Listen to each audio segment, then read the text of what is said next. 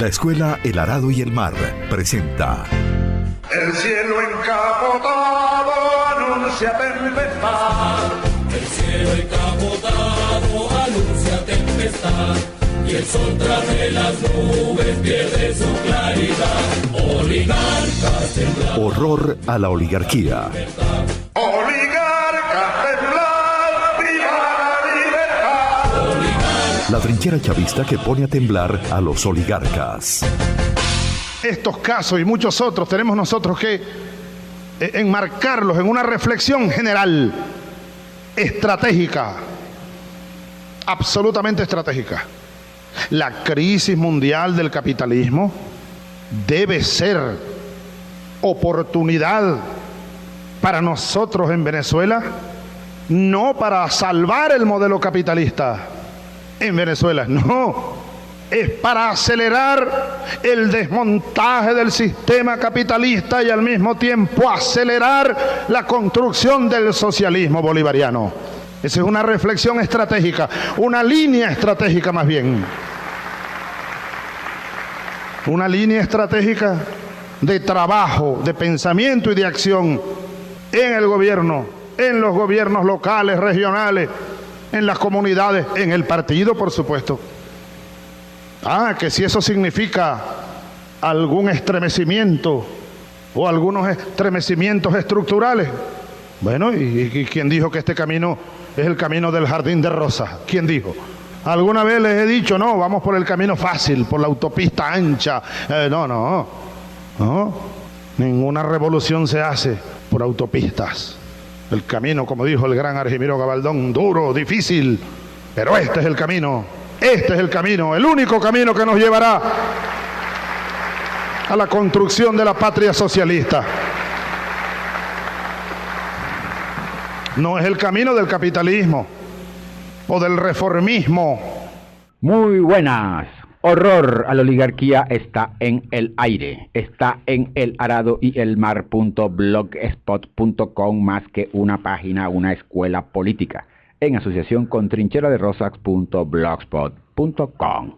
Lo que no decimos aquí lo dicen allá. Ajá. El teléfono para recibir sus mensajes es el 0412-977-6761. No mandar mensajes al 0416-626-3300. No los cogió la CIA.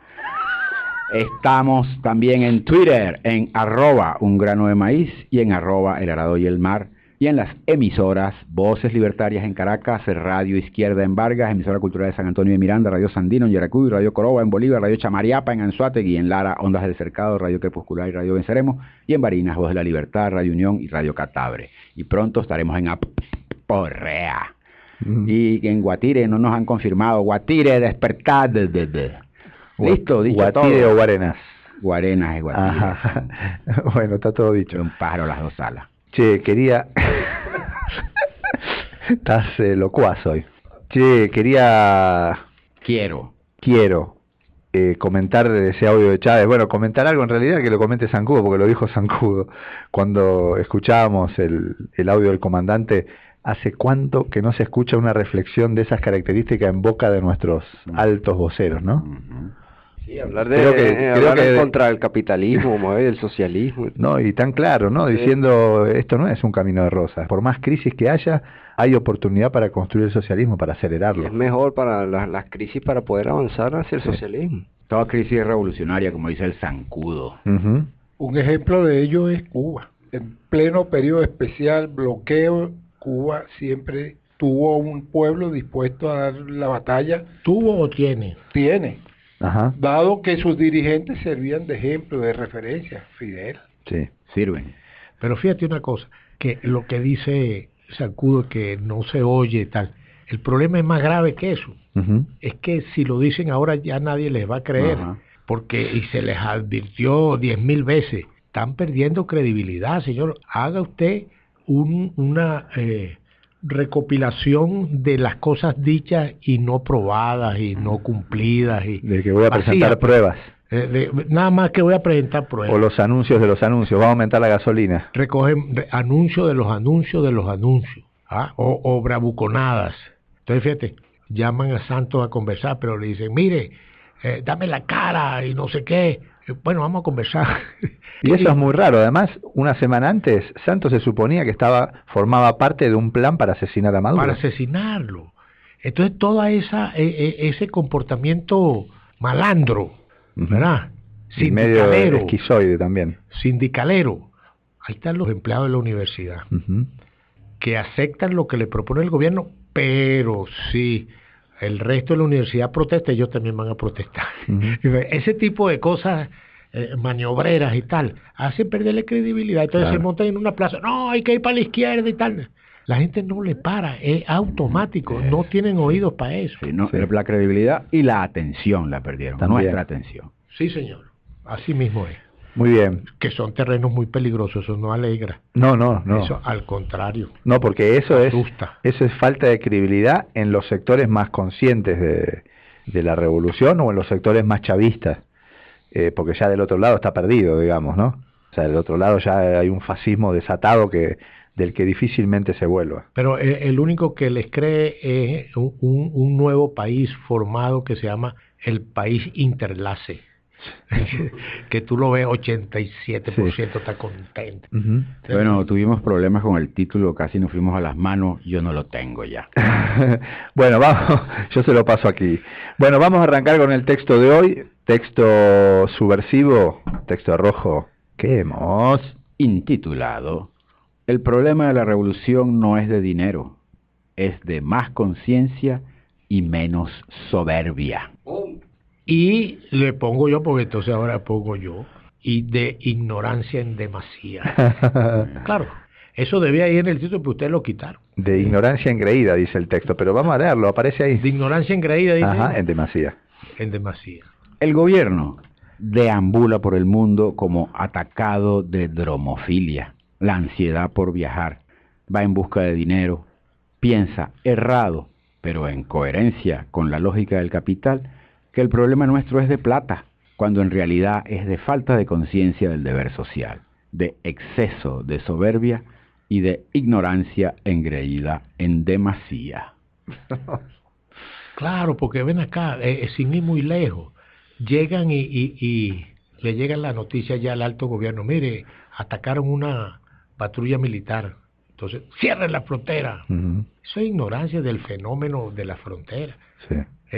Bueno, el vicepresidente admitió, lo dijo, creo que está en una columna ahí, nosotros lo colocamos, que las próximas medidas que se tomen en la frontera van a ser bien pensadas, con lo cual se supone que actuaron con improvisación pues no hay, mire, en las primeras medidas. Y es alarmante, pues no hay un cuerpo de pensamiento, diríamos en términos de lo moderno, una mesa situacional, dirían en Estados Unidos un tanque pensante, chicos.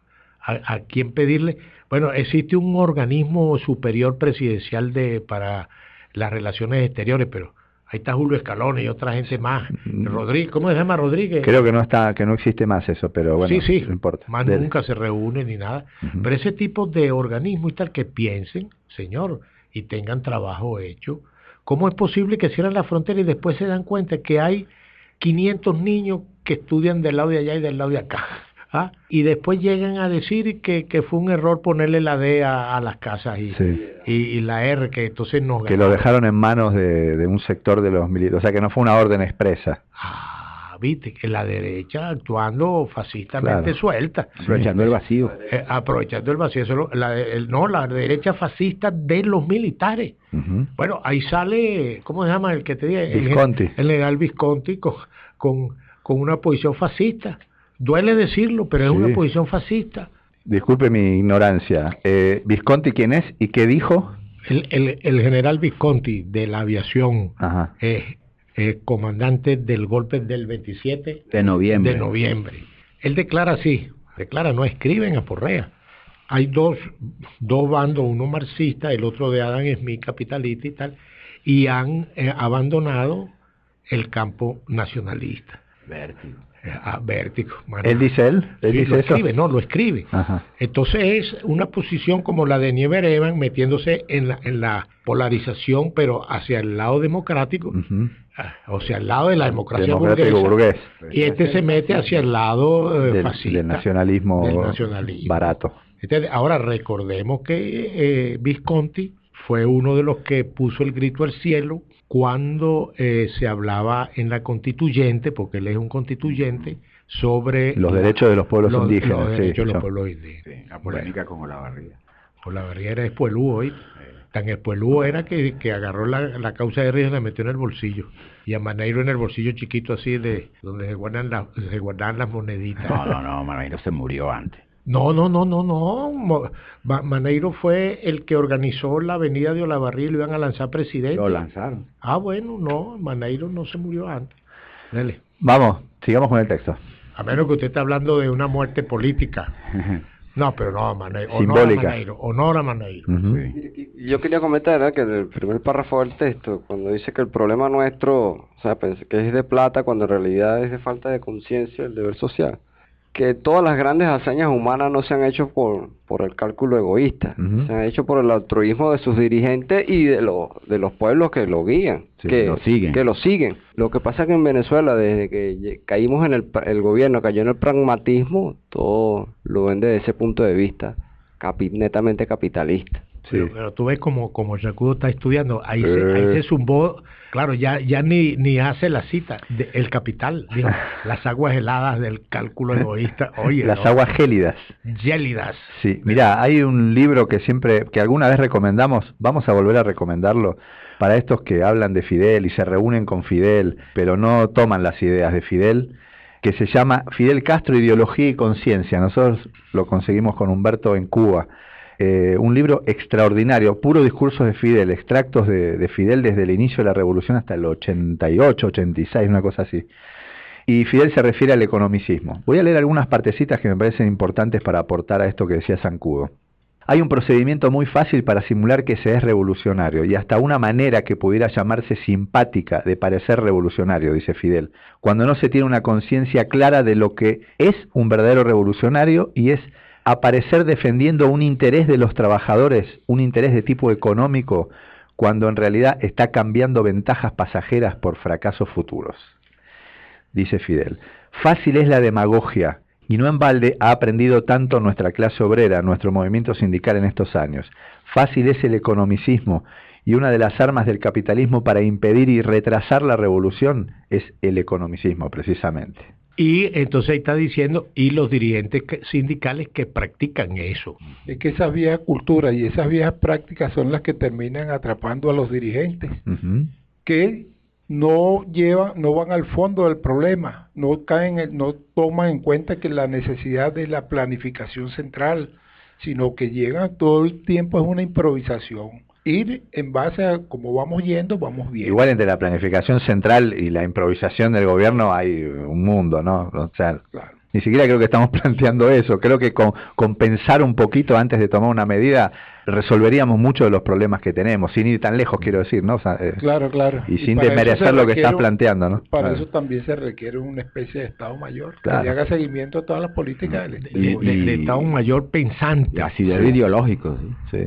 Mire, las tribus, tenían los viejos, la tribu, el consejo de los ancianos. El consejo de los ancianos. Todavía ancianos. existe. Le preguntan, estos no tienen nada, estos van tomando la decisión en el carro o caminando por un corredor, ahí van tomando las decisiones de acuerdo a la bilis, o interlazos, el hígado.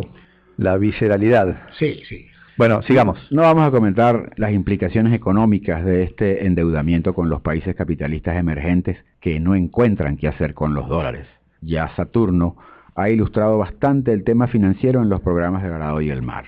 Hablemos hoy de lo equivocado que es pensar con la lógica del capital, el pedacito que le extirparon al plan de la patria a estos, la misma que Chávez nos ordenó combatir. Ante un problema, el capitalista lo primero que piensa es arreglarlo con dinero. Una buena inyección de metálico no le hace mal a nadie. Su lógica les dice que todo se puede comprar y todo se puede vender. Se entiende que el gobierno, metido en profundos problemas políticos, económicos, sociales, piense cual capitalista. Porque, perdón ahí, lo que está haciendo el gobierno ahorita es una operación de compra de votos. Ahorita vienen a soltar canaimita y esos 5.000 millones que le dieron los chinos son para comprar los votos y asegurarse las parlamentarias. Eso es muy Democracia aceptada. burguesa. Democracia burguesa. Sí, asegurarse Más nada. entre Sí, comillas. eso es todo. Sí. Ahora resulta que la caraota va por 2 millones el kilo. 2.000 bolívares. Ujú. Fuerte. Ya no digamos ni fuerte, esto agarraron ese fuerte y no... Dele, pues. Se entiende que el gobierno, metido en profundos problemas políticos, económicos, sociales, piense, cual capitalista, que 1 o 2 inyecciones de 5.000 millones de dólares lo sacarán del apuro. Consigue los préstamos y los economistas contentos. Los números mejoraron, pero paradoja. Al otro día el malestar sigue. Las encuestas bajan. Las operaciones de distracción se esfuman en el aire. El operativo se hace costumbre. No da votos. La frontera se abre por la fuerza de la realidad y deja evidente la improvisación. Por ese camino, el de no hacerle caso al mandato de Chávez, el de no ir contra la lógica del capital, vamos directo al desastre. Y eso no se resuelve atacando a los que lo alertan.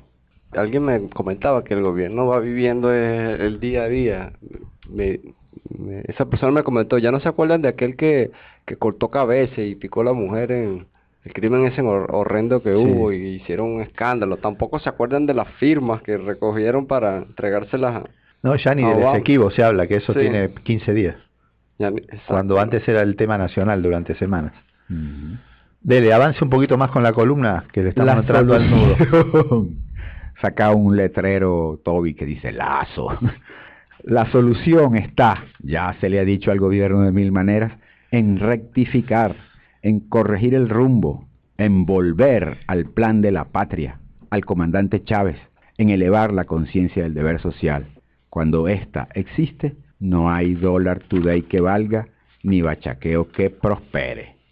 Lo que dijo Saturno, el problema central de la revolución es en la conciencia. Por cierto, ayer andaba una columna por ahí que decía la batalla principal de la Sí, revolución es en el alma. Es en el alma. Entonces, esta gente, Estos desalmados. estos desalmados vienen buscando ganar las elecciones con clientelismo y van corriendo para los chinos, porque los chinos les den la plata. Las pueden ganar, ¿verdad? Pero no salen de la lógica del capital. Pero Y en la lógica del capital no ha tienen vida. profundizado el capitalismo, que Claro. no se dan cuenta de eso. Sí. Y como dice Chávez al inicio, nosotros no andamos con cuentos, es Chávez. Chávez dijo, el problema aquí es contra el capitalismo y contra el reformismo. Sí. Lo dijo al principio. Sí. Entonces estos están ganando las elecciones, pero por ganarlas, dentro del campo capitalista y profundizando el capitalismo. A Ya- expensa de hipotecar a las nuevas generaciones, porque esa carga de esa deuda la van a pagar más adelante las futuras generaciones. Pero además es no entender la lógica del capital, que significan los préstamos chinos. Pero los chinos no te dan un préstamo porque sí, porque te ven bonito y porque les Si no hay interesa. leal, si no hay leal, no hay lopa. Exacto, esa es la lógica del capitalismo chino. Si no hay leal, no hay lumpia. No hay lopa. Ah, lumpia, No, pensé ni que era. lumpia, Lumpia tampoco. no lumpia tampoco. Pero está muy bien eso desde el punto de vista económico. Yo entiendo que Saturno explique eso desde el punto de vista económico. Pero Igual Saturno es especialista en el sistema financiero, más que económico, así Bancario. macroeconomía, sí. Mira, pero el problema más importante es la conciencia, lo que cuesta en conciencia. ¿Te acuerdas que alguna vez hubo ¿Cuánto cuesta $1? ¿Cuánto cuesta $1? Que si era en 70 que está. No, el problema es la conciencia. ¿Entiendes? Ahí dice, no Eso es hay cuando dólar se today elevó. que valga. Que nos están atacando, se están atacando ellos mismos. Sí. La guerra económica es como una masturbación bélica. Pero deberían darse cuenta porque tienen más de una semana la frontera cerrada y las colas fueron horribles y siguen siendo horribles. Me contaron que en el Bicentenario, me lo contó alguien que estuvo ahí, como están multando a la gente o amenazaron con multar a la gente que haga colas en los supermercados, la gente está haciendo la cola y se lleva su trago todo los fines de semana en la Plaza de Venezuela. En la Plaza de Venezuela, 2, 3 de la mañana, así repleta de gente tomando en una cola. Siga. Sin rectificar el rumbo, los dólares que nos den los chinos, además de significar mayor endeudamiento, serán absorbidos por la burguesía, la que se va creando o la ya formada. El resto será devorado por la demagogia electoral, por el clientelismo. De esta manera seguiremos el camino al fracaso y no habrá millones que nos salven. Al contrario, se profundizarán las dificultades. Lo primero que hay que hacer es atender al país, a esta sociedad, y como por fin dijo el vicepresidente, estudiar las medidas, pensar, dejar la improvisación y las acciones reactivas de bravucones de barrio. Es urgente un concilio para repensar a la revolución, pero esta reunión tiene un problema. Los más entendidos, los más conocedores, tienen temor. Se ha formado una malla de complicidades, de pecadores, que impide disentir de las más altas cúpulas. El gobierno creó las condiciones que, simultáneamente con adularlo, le impiden ver la realidad. Solo aplausos.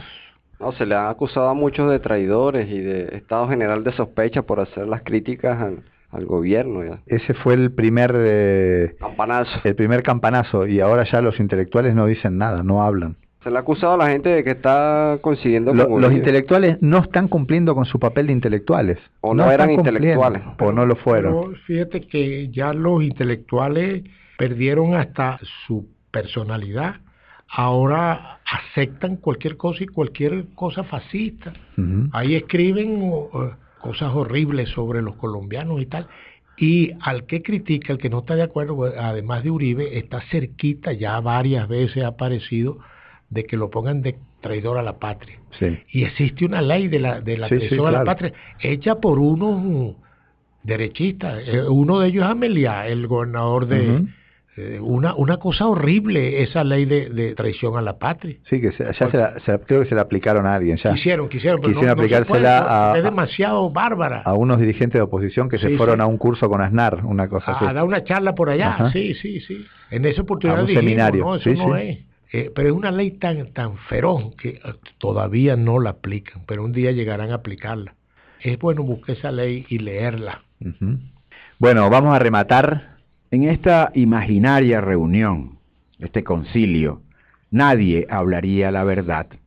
Todos pintarían un país como Alicia en el País de las Maravillas. De allí que sea necesario crear condiciones para la discusión salvadora del gobierno. Una de ellas puede ser la discusión por escrito, sin firmar los documentos y entrega anónima.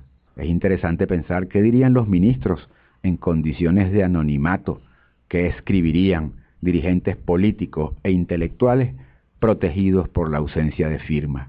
¿Qué coraje los envolvería? ¿Qué bien harían a la sociedad sus palabras? Tú sabes que sería bueno también ahí, pero ya no se lo puso ahí Humberto, que diga, debía de haber en el gabinete 2 o 3 abogados del diablo, ministros abogados del diablo, 2 o 3 más nada, de ir al gabinete tipo Humberto, pues, a echar paja y a criticar. A chalequear. Entonces los de Colombia, un momentico, pero ahí le pusieron R&D a las casas y tal. No, pero no hubo nada. Oye, pero es que se vieron la gente pasando. Pero es que aquí hay muchos a la bola. Sí. Señor, hay un miedo a la crítica. Imagínate tú el gabinete.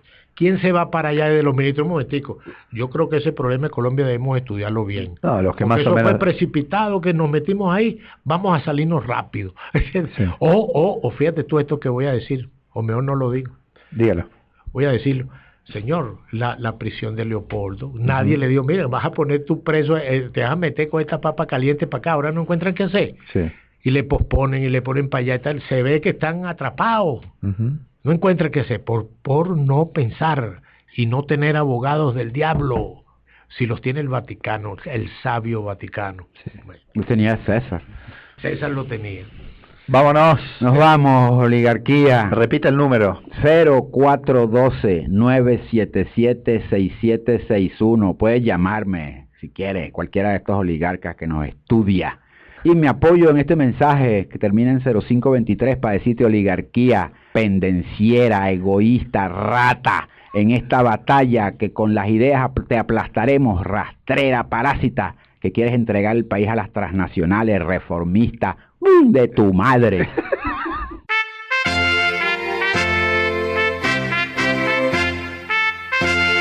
La Escuela El Arado y el Mar presentó El cielo encapotado anuncia tempestad. Horror a la oligarquía. Encapotado anuncia tempestad. tempestad. La trinchera chavista que pone a temblar a los oligarcas. Claridad, oligarcas, temblad, viva la libertad.